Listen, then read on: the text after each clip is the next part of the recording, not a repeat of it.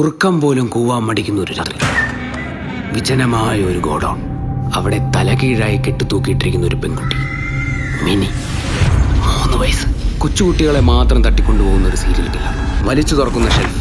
അതാ 1 കത്തി, 2 കത്തി, 3 കത്തി, ചറപറ മാരകായുധങ്ങൾ. എങ്ങനെയുണ്ട്? പൊളയല്ലേ? മാമ എനിക്ക് പേടിയാവുന്നു.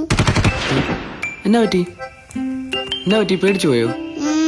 അയ്യോ, അടുത്ത ആഴ്ച മാമൻ വേറെ കഥ പറഞ്ഞുതരാം കേട്ടോ. സോംബീസിന്റെ കഥ. സോംബി.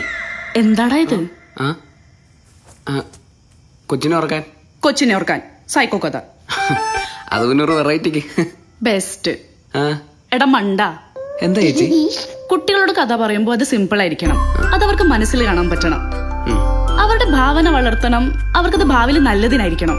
നമ്മുടെ ലാല സ്റ്റോറീസ് പോലെ. ലാല നിന്റെ വിരൽ തുമ്പത്ത് കിട്ടും.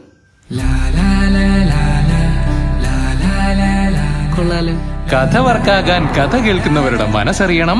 കുട്ടികളോട് കഥ പറയാൻ കുട്ടിക്കഥയുടെ പൾസ് അറിയണം. ലാല സ്റ്റോറീസ്. കണ്ണടച്ചല്ലോ. നമ്മൾ ഇന്ന് നീലക്കുറുക്കന്റെ കഥയാ കേൾക്കാൻ പോകുന്നത്. ആരുടെ കഥയാ?